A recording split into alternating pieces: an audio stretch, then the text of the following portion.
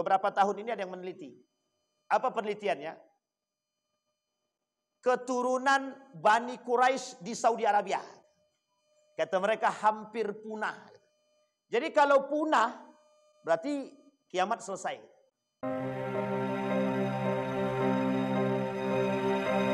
Alhamdulillahi Rabbil Alamin. Alhamdulillahilladzi an'ama bi ni'matil iman wal islam. Bihima tatimmus salihat. Ashhadu an la ilaha illallah wahdahu la syarika lah. Wa ashhadu anna Muhammadan abduhu wa rasuluh la nabiyya ba'd. Allahumma salli wa sallim wa barik ala hadzal nabiyil karim. Allahumma salli ala Muhammad wa ala ali Muhammad fil alamin innaka Hamidum Majid. Ya ayyuhan nasu taqu rabbakumul ladzi khalaqakum min nafsin wahidah wa khalaqa minha zawjaha wa batha minhuma rijalan katsiran wa nisaa'a wattaqullaha alladzi tasaaluna bihi wal arham innallaha kana 'alaikum raqiba. Puji syukur kehadirat Allah dengan mengucapkan alhamdulillahirabbil alamin, berselawat kepada Nabi dengan mengucapkan Allahumma salli ala Muhammad wa ala ali Muhammad fil alamin innaka Hamidum Majid. InsyaAllah kita semua husnul khatimah, amin ya rabbal alamin. Mudah-mudahan rumah tangga yang sakinah, mawaddah, warahmah, anak-anak yang saleh dan salihah, istiqamah dalam ketaatan dan kebaikan insyaAllah. Orang tua kita yang telah mendahului Allah tempatkan di tempat terbaik di sisinya. Allah terima amal ibadahnya. Allah kumpulkan bersama orang-orang yang saleh. Dan insyaAllah untuk orang tua kita yang masih hidup, kuat, sehat, rezeki melimpah, insyaAllah husnul khatimah juga. Amin ya rabbal alamin. Baik Bapak Ibu sekalian yang berbahagia, di malam hari ini ada hal yang ingin kita bahas bersama. Mudah-mudahan menjadi pengetahuan kita bersama. Dalam sejarah Islam ada yang disebut dengan periodeisasi di dalam Islam itu. Dia di dalam Islam itu Bapak Ibu ada masa periode yang dalam sejarah kita sebut dengan perputaran waktu, yang di dalam Al-Quran disebut dengan akan diganti masa dengan masa yang lain.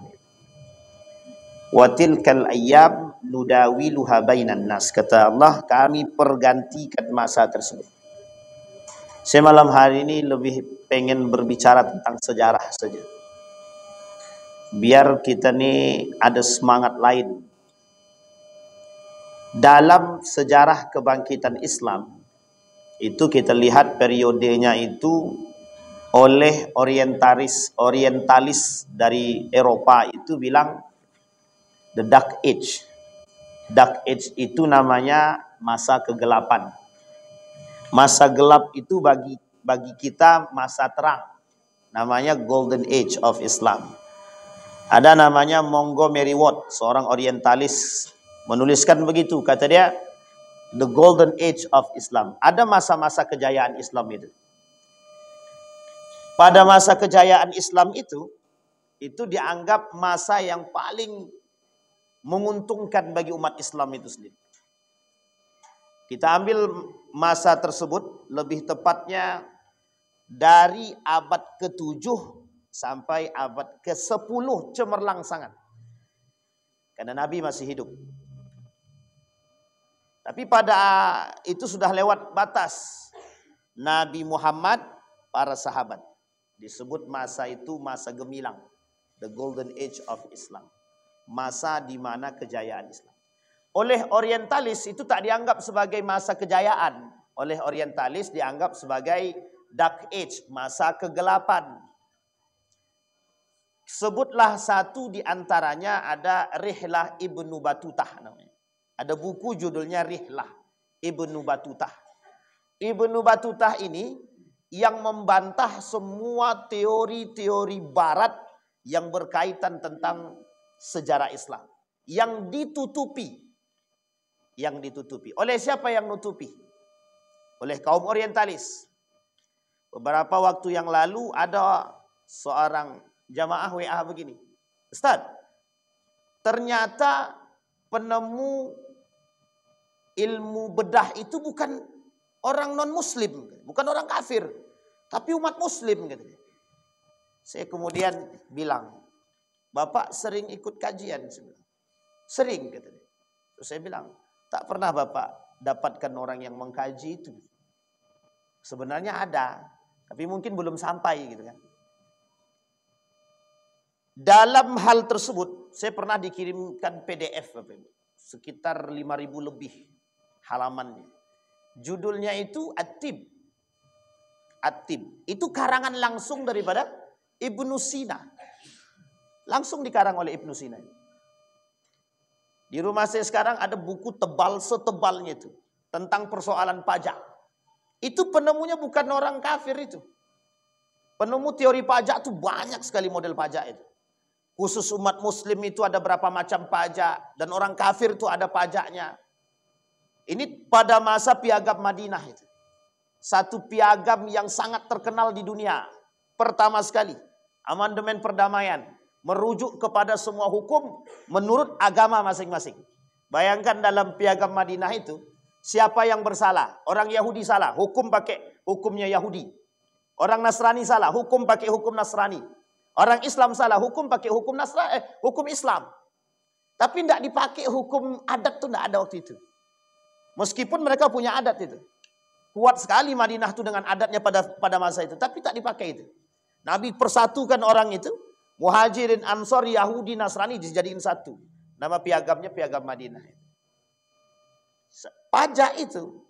Ada judul bukunya namanya Al-Kharraj. Nama judul bukunya Al-Kharraj. Tebal sekali. Tebal banget itu.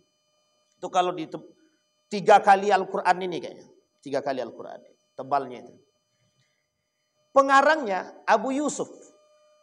Abu Yusuf ini kalau kita lihat sejarah itu pada masa pada masa dinasti Abbasiyah. Dinasti Abbasiyah. Tapi kemudian ini agak banyak yang menyebutkan ada pada masa dan hidup sampai pada masa dinasti Andalusia. Ibnu Rusdi misalkan.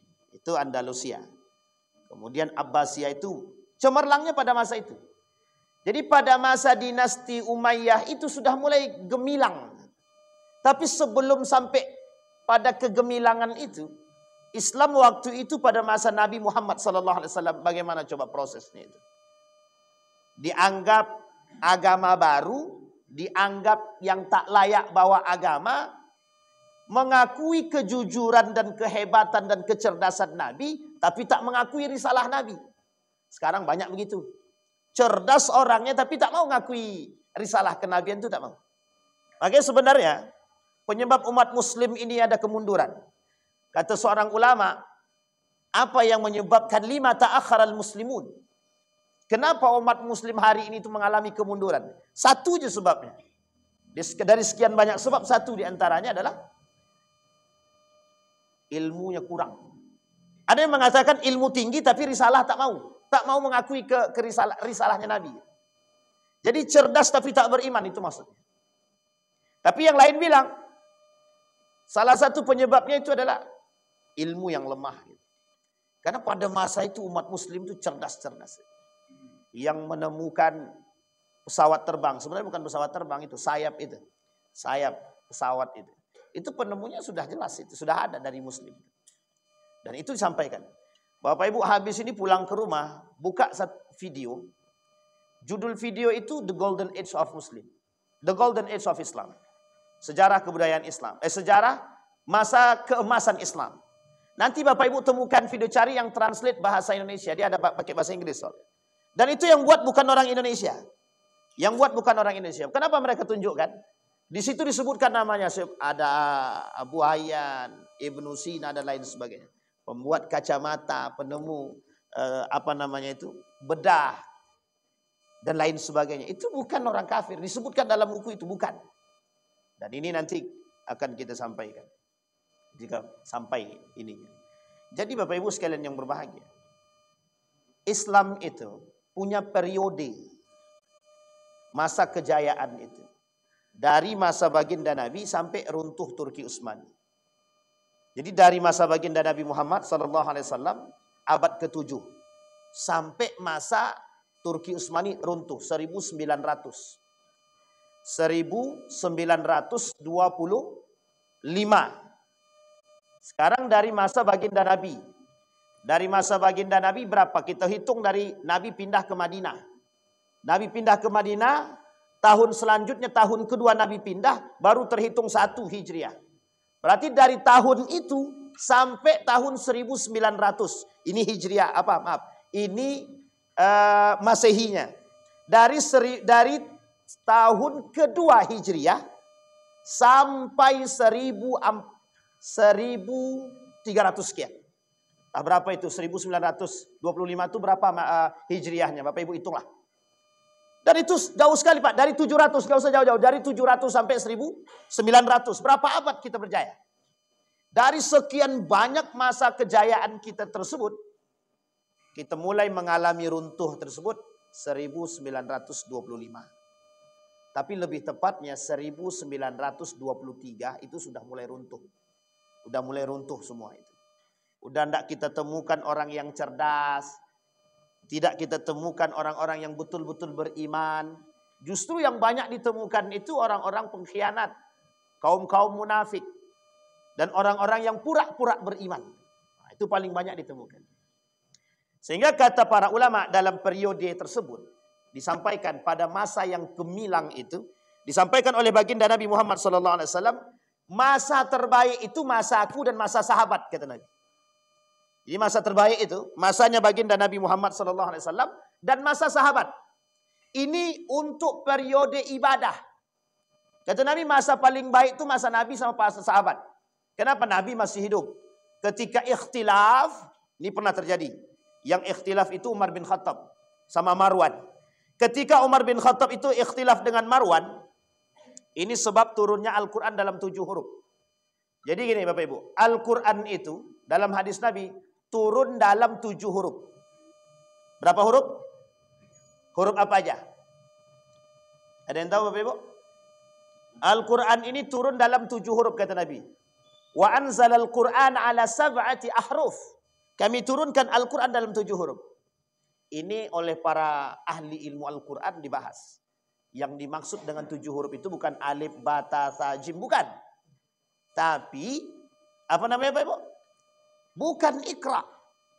Tapi dialektika bahasa Arab pada masanya.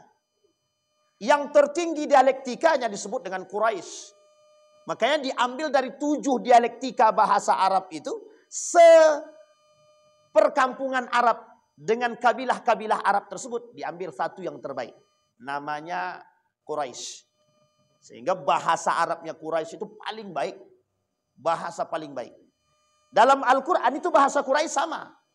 Sampai ada yang meneliti tahun ini. Bukan tahun ini. Beberapa tahun ini ada yang meneliti. Apa penelitiannya? Keturunan Bani Quraisy di Saudi Arabia. Kata mereka hampir punah. Jadi kalau punah, berarti kiamat selesai. Kenapa kita katakan kiamat gitu? Karena posisinya baginda Nabi dari Quraisy. Kalau Nabi dari Quraisy, akan datang Imam Mahdi dan turun Imam Mahdi dari golonganku kata Nabi, keturunanku kata Nabi, berarti kira-kira keturunan Quraisy atau bukan? Keturunan Quraisy atau bukan? Kalau keturunan Quraisy kemudian dikatakan hampir punah, bisa jadi tanda kiamat semakin dekat. Ini dalam teori keturunan. Sehingga mohon maaf Bapak Ibu, itu di Saudi sekarang dilakukan penelitian tentang Quraisy tersebut. Bapak Ibu kalau ke Mekah, orang Mekah hari ini, orang Arab hari ini, Bapak Ibu dengarkan, bahasa Arab yang mereka pakai resmi apa tidak? Tidak resmi Pak. Fulan, fentaro. Gini, tahan suai. Istimewa, itu bukan bahasa Arab resmi Pak. Itu bahasa pasaran. Sama kayak kita ngomong bahasa biasa. Enco, komai yang lu, komai gitu. Tahu Bapak Ibu? Ya kayak gitu bahasa orang Arab sama itu. Dialektika Arab, dialektika Saudi, dialektika Yaman, Libanon itu beda-beda. Meskipun Arab semua itu. Makanya kalau ada orang Indonesia bisa berbahasa Arab fasih, itu sangat dihormati. Assalamualaikum. Waalaikumsalam. Ila aina tadhhab. Itu seolah-olah bagi mereka, wow, hari ini. Kenapa dianggap wow? Dianggap kita ini seorang muta'alim, pelajar terbaik. Karena mereka saking jarangnya mendengarkan dialektika bahasa Arab yang baik itu. Makanya Al-Quran sebut, diturunkan Al-Quran dalam 7 huruf. 7 huruf maksudnya 7 dialektika. Jadi suatu ketika, Umar bin Khattab salat di belakang seorang sahabat Nabi. Ketika salat, dibaca surat Ar-Rahman. Lah kok beda, kata Umar bin Khattab. Wah, ini udah gak kusuk dalam salat, Umar bin Khattab udah gak kusuk dalam salat ini. Kok beda nih, kata Umar bin Khattab. Selesai salat, diambilnya kera bajunya yang imam tadi, ditariknya Pak. Ente sesat, kata dia. Digituin Pak. Ini Umar bin Khattab itu Pak. Bapak Ibu bisa bayangkan kan, gimana kalau tiba-tiba imam sesat, dianggap bacaannya langsung ditarik itu Pak, selesai sholat itu. Sini, kata Umar bin Khattab. Bayangkanlah, orang sekarang kan begitu tuh. Jadi kalau ini tidak sesuai ini dengan dialektika kita. Ini kayaknya sesat nih, langsung disesat-sesatkannya. Ditarik Pak, dibawa ke baginda Nabi Muhammad SAW. Apa masalah, kata Nabi? Dia nih baca suratnya, surat Ar-Rahman nih beda nih, kata dia. Tidak sama dengan apa yang kau baca. Kata Nabi, akra'uka hakadha wa akra'uhu hakadha. Aku bacakan kepada engkau dengan model begini, aku bacakan dengan dia dengan model begini. Sehingga kata Umar bin Khattab, oh begitu. 7 dialektika. Maka di dalam Al-Quran, ini ada sejarah Pak. Sampai Utsman dapat fitnah tuh di situ. Di dalam Al-Quran kita sekarang, itu bahasa yang diambil bahasa Arab Quraisy. Ada beberapa ayat di dalam Al-Quran yang tidak familiar didengar oleh orang-orang Arab. Kita ambil contoh. Bahasa Arab pisang itu mauzun. Tapi dalam Al-Quran tidak mauzun disebut. Itu bahasa yang sangat familiar. Mauzun itu. Bapak Ibu belajarlah bahasa Arab. Apa artinya bahasa Arabnya pisang? Semua orang akan bilang mauzun. Tapi dalam Al-Quran tidak. Ada seorang anak mahasiswa Universitas Islam Sultan yang di sini Sultan Syarif Qasim meneliti tentang kalimat pisang dalam Al-Quran. Cuman 1 kalimat. Dan dia teliti mengapa kalimat itu menggunakan bahasa Arab selain daripada bahasa Arabnya Quraisy. Akhirnya tak selesai. Karena tidak banyak dokumen tentang hal tersebut. Tidak mau Pak. Ternyata masih ada kalimat. Tapi tak banyak. Kalimat-kalimat yang bukan dari Quraisy di dalam Al-Quran itu tak banyak. Tapi ada. Sehingga mohon maaf Bapak Ibu. Satu bentuk kemujizatan Al-Quran itu. Yang harus Bapak Ibu akui. Ketika Zaid bin Thabit dengan Ali bin Abi Thalib. Yang diminta oleh Utsman ibn Affan untuk merangkum. Untuk menuliskan Al-Quran tersebut. Itu butuh waktu yang sangat panjang dan keseriusan. Nah, jadi ini sini letak mukjizatnya. Jadi mukjizat itu tidak sembarangan. Kita ambil contoh. Ada namanya surat Al-Fatihah. Bapak Ibu hitung jumlah huruf alifnya saja.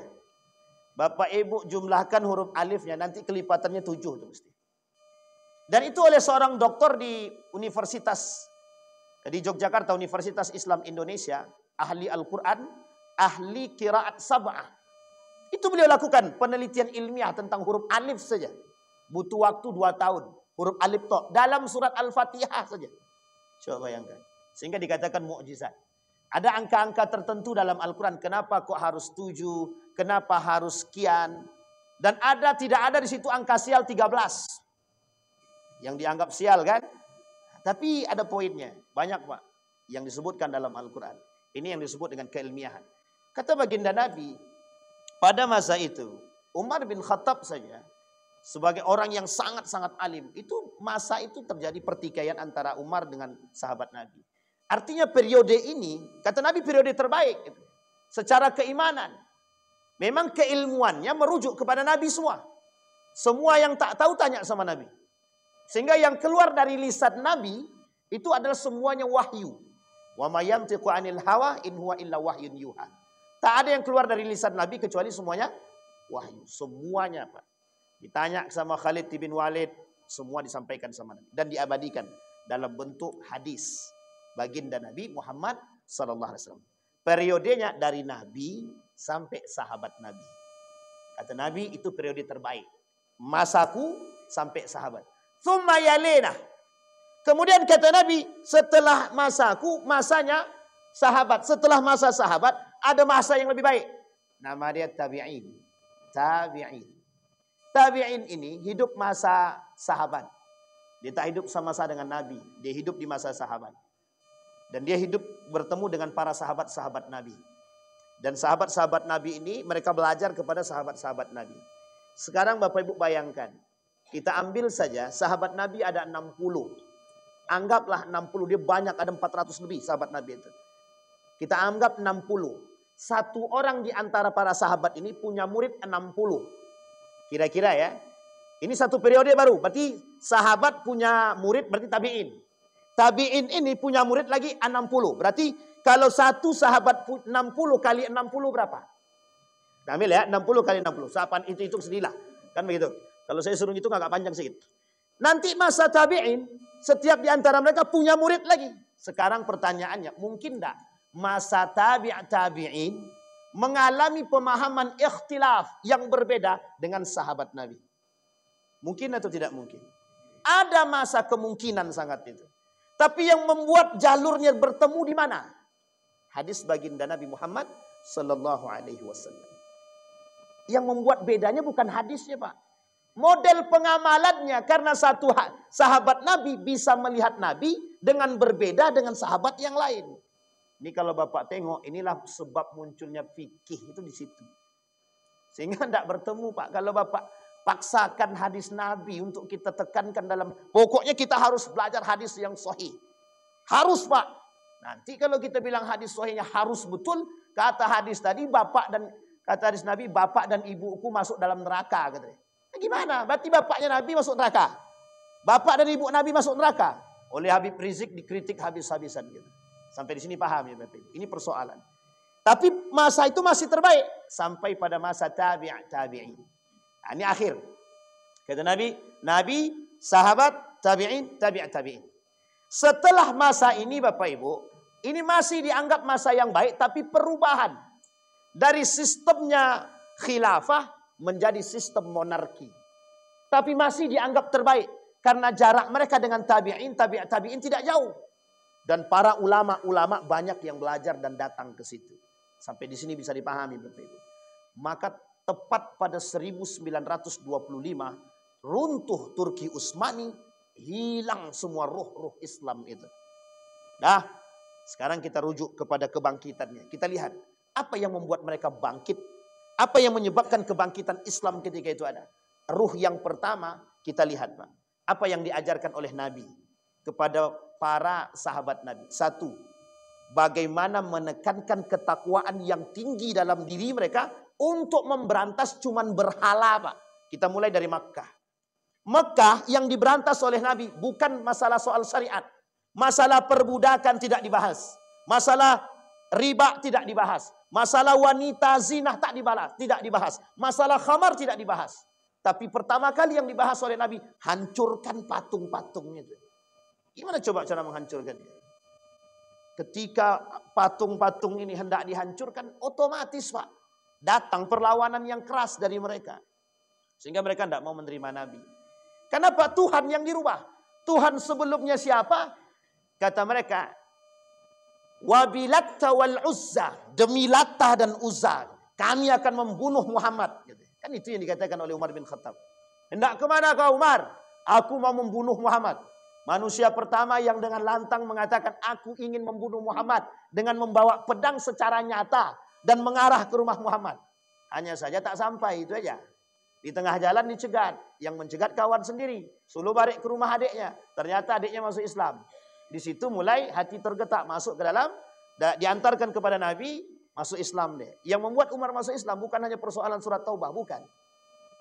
Kata hadis baginda Nabi Muhammad SAW, Islam akan diperkuat oleh dua orang, di antara salah satu di antara duanya. Satu Umar bin Khattab, yang kedua Abu Jahal.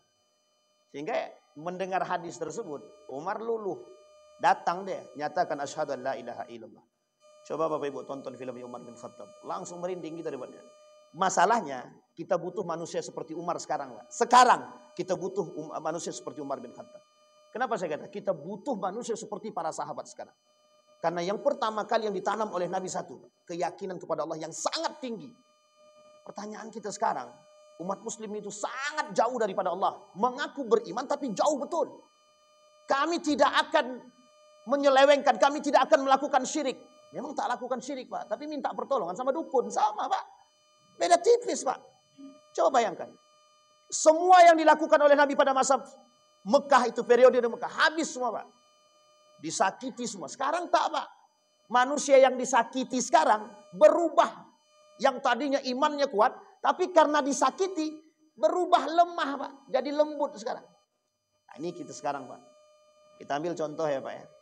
Kita dapat kebenaran, tapi tak berani kita mengatakan kebenaran itu. Kenapa kita tak sanggup mengatakan kebenaran? Kenapa? Takut Pak. Cuman ditekan Pak. Baru di SMS. Nanti kalau kau sampaikan, awas anak istrimu aku bunuh semua. Besoknya diam semua Pak. Langsung jadi plaster mulut kita semua. So, tak ada yang berani ngomong. Tapi waktu itu, apa kata Yasir bin Ammar? Jangankan persoalan yang lain. Persoalan akidah. Aku tidak akan mengucapkan keluar daripada Islam. Setelah dibunuh kedua bapaknya. Apa kata Yasir bin Ammar? Aku keluar daripada Islam. Sehingga Nabi tak mau berbicara dengan Yasir ibn Ammar 3 hari. Nabi tak mau ngomong Pak. Berarti kalau hari ini ada yang seperti itu, banyak yang tidak ditegur Nabi Pak. Cuman sayang Nabi udah gak hidup lagi kan gitu. Nabi sudah meninggal. Tapi meninggalnya Nabi kata para ulama, Nabi yakin kalian Nabi meninggal. Yang meninggal itu jasadnya. Nah, itu bahasan para ilmu tasawuf ya. Itu boleh Bapak Ibu tanyakan sama Ustaz Fajriansa. Ustaz ya, Nabi Muhammad itu hidup atau mati gitu aja langsung. Tanyain, nanti dibahas tuh dalam ilmu tasawuf. Kita kembalikan pada poinnya Pak. Kenapa waktu itu kuat? Keyakinan yang tinggi. Sehingga waktu itu orang miskin pun, mohon maaf ya, orang miskin, orang tak mampu, budak, yakin dia dengan Islam yang kuat. Masuk mereka ke dalam Islam. Karena satu keyakinannya Pak. Tidak ada yang lain. Maka yang membuat Islam ini kuat sebenarnya keyakinan kepada Allah. Coba bayangkan Pak, kalau kita semua punya keyakinan yang sama, yakin kita Allah itu satu dan kuat, maka kita tidak mungkin kita berharap pada yang lain kan. Kata para ulama, penyebab yang pertama kemunduran Islam, banyaknya umat muslim yang tidak bertakwa. Kita tidak usah panjang-panjang Pak, situ aja dulu. Kalau kita lihat begitu, hampir semua kita katakan, oh itu yang kita temukan sekarang. Maka kalau seandainya Ali Khumaini mengatakan, kita umat muslim ini bersatu, kenapa kalian lemahkan kami? Kita mau jawab apa? Kita yang sunni ini mau jawab apa? Kalau Syiah mengatakan demikian, kita yang sunni ini mau jawab apa? Kami Syiah berani berperang, kalian Sunni ngapain? Kita mau jawab apa Pak? Tidak ada yang bisa kita jawab. Sampai di sini paham Pak ya? Sampai di sini paham Bapak Ibu? Jadi sekarang ini persoalan kita. Itu bukan di luar Pak, kita tarik ke dalam rumah tangga kita. Sekuat apa kita hari ini menanamkan akidah dalam anak? Sekuat apa? Satu. Yang kedua, ada penyebab kemunduran umat muslim. Selain daripada ketakwaan, hilangnya jihad. Kita lihat Pak. Apa yang tertanam dalam diri para sahabat ketika itu? Cuma satu Pak. Berperang atau mati syahid. Mundur tidak. Kembali tidak. Berperang menang atau kalah mati syahid. Kalaupun mati dia Pak. Sehingga dalam perang Badar, perang pertama itu, perang Badar itu, apa kata Nabi? Jangan ada yang mencela ahlul Badar. Wa innahum min ahlil jannah. Mereka semua dari ahli surga kata Nabi. Mencaci maki orang dalam perang Badar, kita bilang dia munafik sekalipun ada, tidak boleh Pak. Meskipun ada. Tapi tak boleh. Kenapa? Mereka berani berperang. Mau turun Pak untuk membela Islam. Sekarang pertanyaannya, kita ini tak mau membela Islam tuh Pak. Mau tapi ya begitulah. Mau kami Ustaz, tapi kami tak punya tenaga. Itu bahasanya. Mau Ustaz, tapi itu tapinya itu yang jadi masalah kita sekarang. Kita mengaku membela Islam, tapi mengungkapkan kebenaran pun kita tak berani. Hanya karena tekanan, hanya karena takut dimutasi dan lain sebagainya. Mohon maaf ini, jangan nanti singgung Bapak Ibu. Ustadz enak, Ustadz bebas. Ya karena bebas itu maka enak. Tapi kalau kami tak bebas, kami PNS. Bukan masalah Pak, bukan masalah.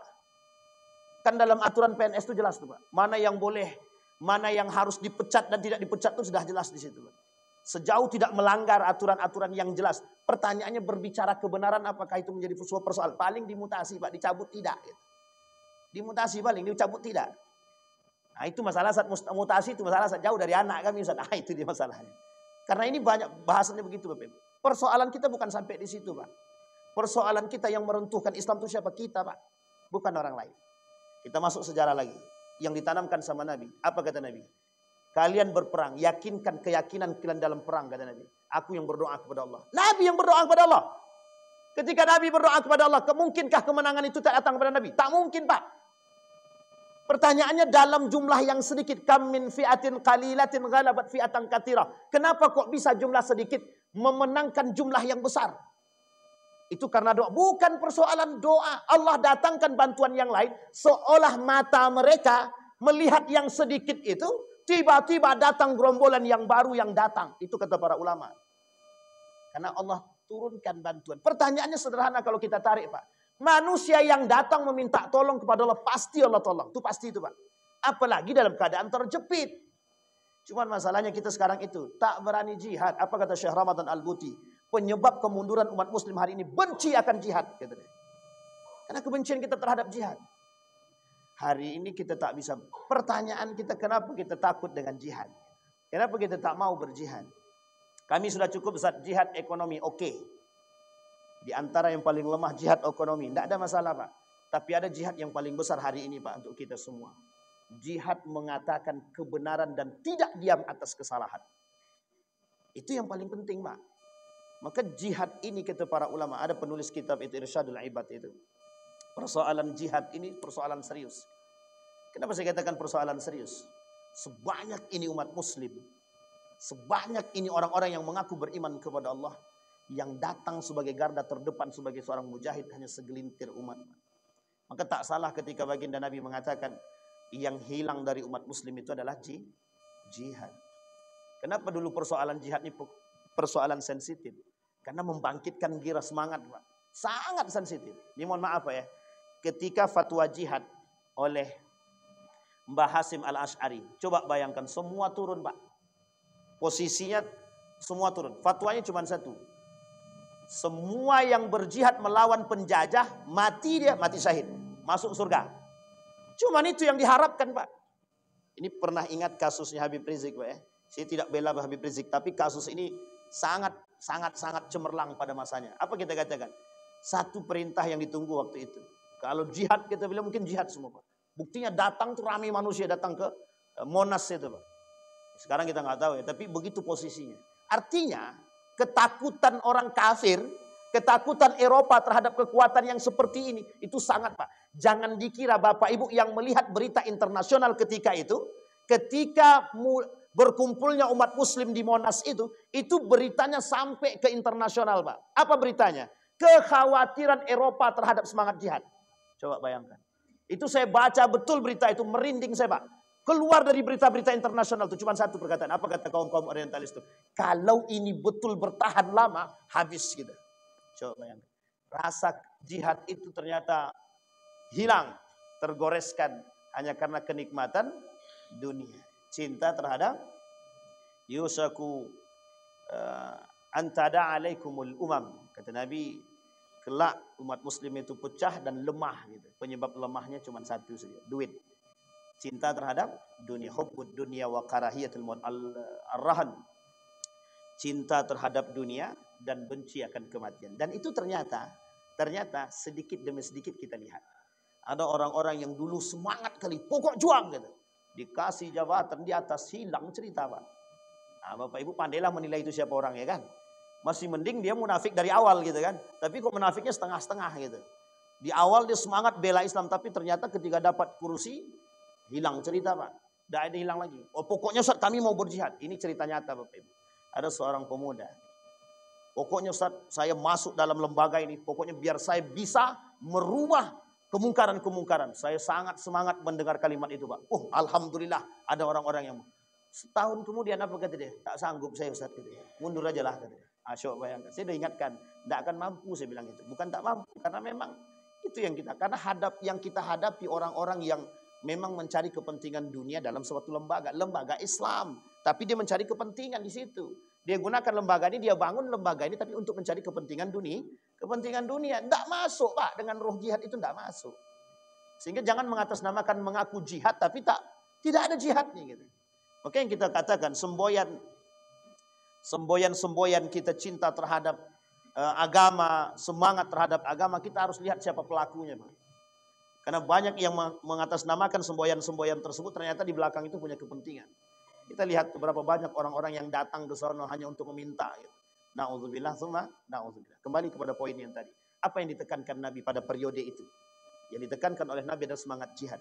Sampai kata Nabi yang tidak ikut berperang munafik, kata Nabi. Kalau sekarang sebenarnya bisa kita katakan Pak, yang takut berperang itu munafik. Yang tak mau membela umat muslim munafik. Yang tidak mau membangkitkan semangat atau yang meruntuhkan semangat jihad umat muslim berarti munafik. Bisa saja kita katakan demikian.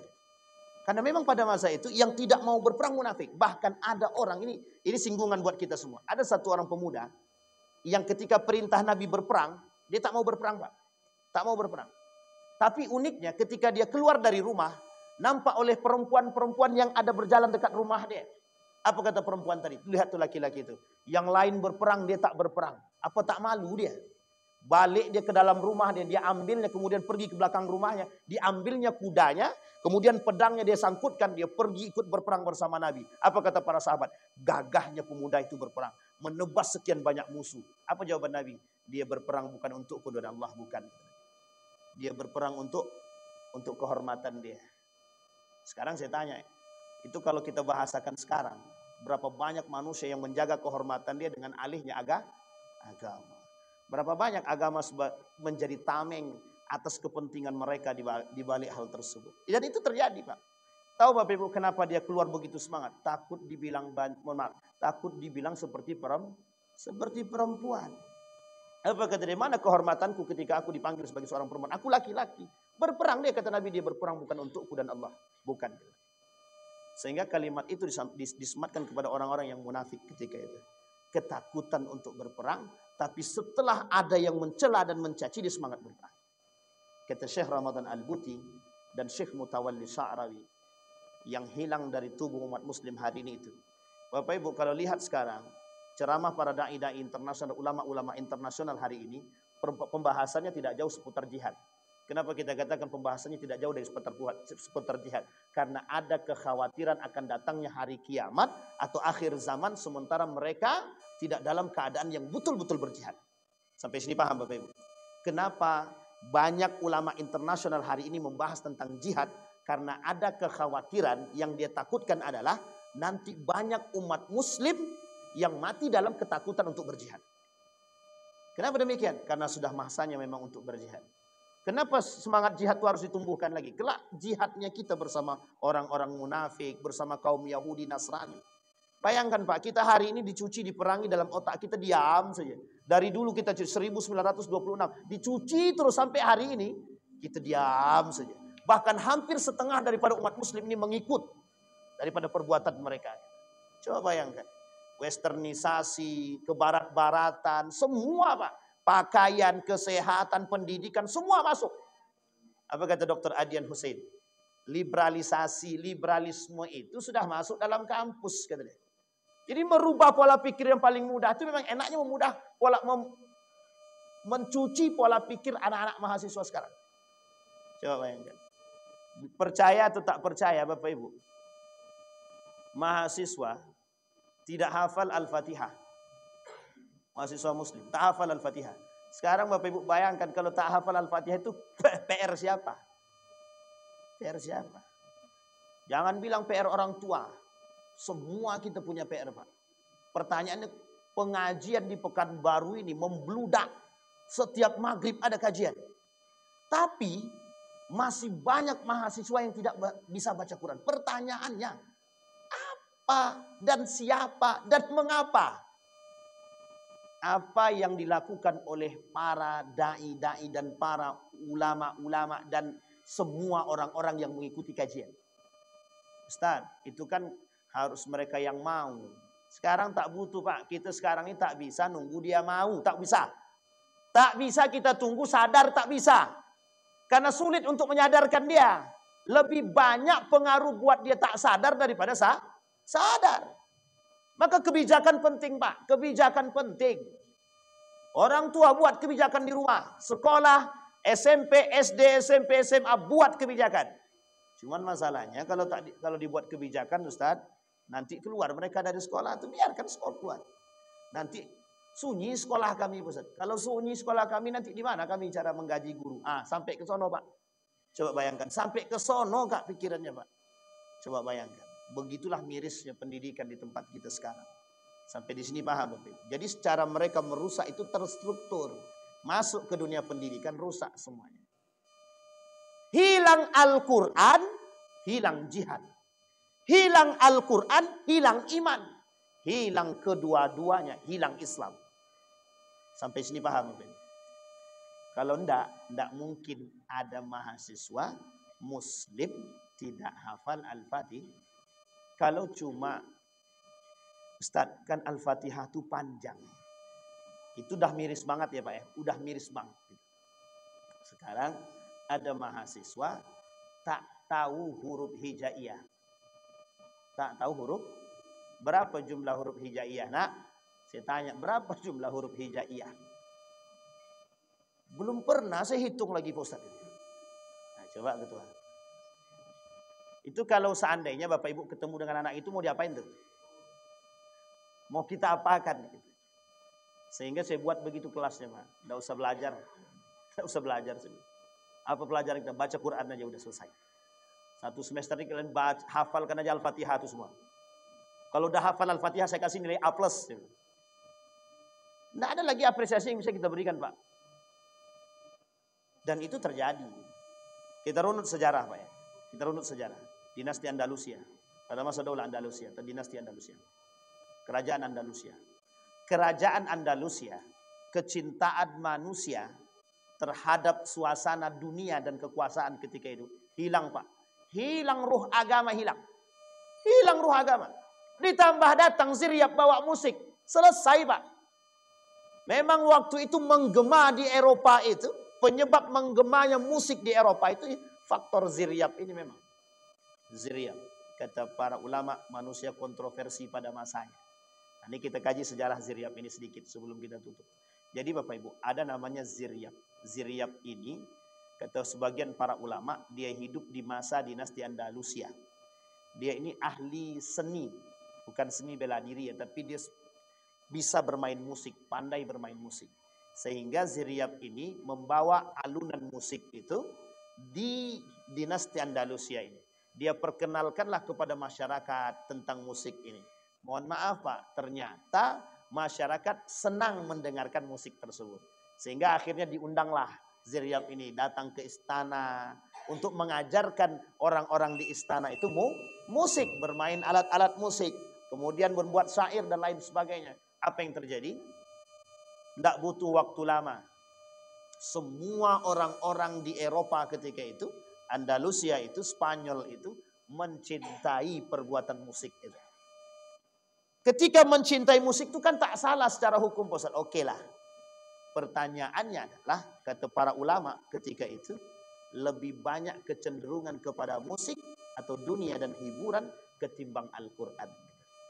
Jadi disebabkan oleh mereka ketika itu, matinya Al-Quran dan Islam sebenarnya juga ada pada aspek munculnya musik di tengah Andalusia ketika itu. Sehingga redup Andalusia, hilang Al-Qurannya, hilang semangat jihadnya, hilang imannya, hilang Islamnya. Sehingga mohon maaf Pak, kalau sudah hilang Al-Qurannya, sudah hilang imannya, sudah hilang akalnya, sudah hilang Islamnya, tinggal satu saja, kehancurannya. Sehingga apa yang terjadi? Tak lama kemudian runtuh kerajaan Andalusia, runtuh. Meskipun ini salah satu penyebab dari sekian banyak sebab. Sampai di sini paham apa ini? Jadi umat Islam ini, hari ini, kita sekarang ini, tidak akan pernah bangkit kalau seandainya kita masih cinta terhadap dunia. Satu, kita umat Muslim ini tidak akan pernah bangkit kalau kita tak pernah berani berjihad. Kita umat Muslim ini tidak akan pernah bangkit sejauh kita masih lebih mencintai musik ketimbang Al-Quran. Sampai di sini bisa dipahami. Kita kembalikan poinnya Pak. Penyebab runtuh itu penyebab penegaknya Pak. Penyebab bangkitnya. Ketakwaan yang tinggi kepada Allah hilang hari ini, kita bangkitkan kalau mau kita bangkit. Kecintaan terhadap ilmu kita tingkatkan kalau mau. Sekarang anak-anak sekarang suruh baca buku, tidak mau. Saya Bapak Ibu jujur saja, lebih enak mengajar anak di pondok pesantren ketimbang di fakultas universitas. Ini sejujur-jujurnya. Kenapa Bapak Ibu? Ya Allah, susahnya menyuruh baca buku. Suruh baca buku yang gratis aja tak mau, pergi beli. Saya suruh belilah buku itu. Tak ada duit, Pak Ustaz. Beli paket bisa, beli buku tak bisa. HP-nya iPhone semua, Pak. Ya meskipun tidak semua, tapi sebagian besar iPhone. HP kita dah hancur, Pak.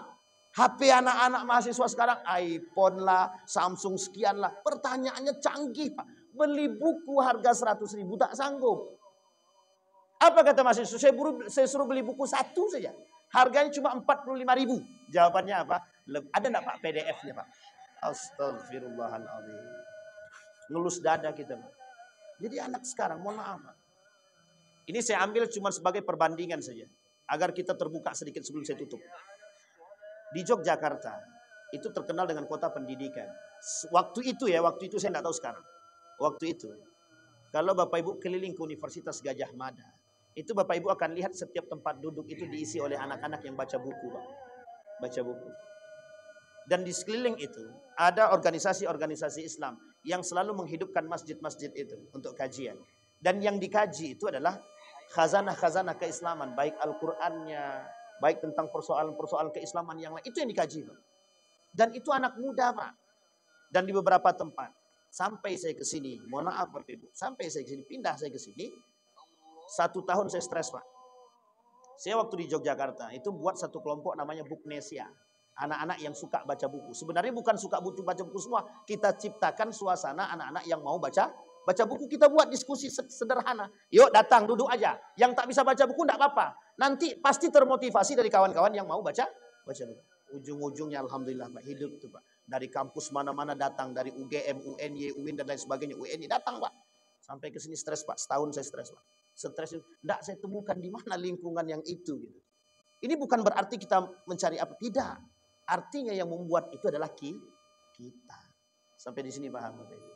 Jadi kenapa anak-anak kita sekarang malas membaca? Itu jawabannya ada pada tangan Bapak Ibu masing-masing. Kenapa anak-anak kita tidak mau baca? Bisa jadi orang tuanya juga nggak suka baca. Tapi anak Ustaz kata dia, senang anak baca Ustaz. Baca apa? Baca status orang kata dia. Sampai sini paham Bapak Ibu? Artinya Bapak Ibu kita tutup dengan kalimat tersebut. Anak-anak sekarang lebih senang baca status ketimbang baca buku. Maka banyak-banyaklah buat status agama. Mudah-mudahan bisa sering dibaca. Saya kira itu saja Bapak Ibu sekalian yang berbahagia. Mari sama-sama kita pelan-pelan hidupkan khazanah keislaman. Mari sama-sama kita bangkitkan dengan yang pertama sekali membangkitkan cinta terhadap Allah Subhanahu wa taala. Mudah-mudahan bermanfaat. Fa'tabiru ya ulil absar la'allakum tuflihun. Assalamualaikum warahmatullahi wabarakatuh.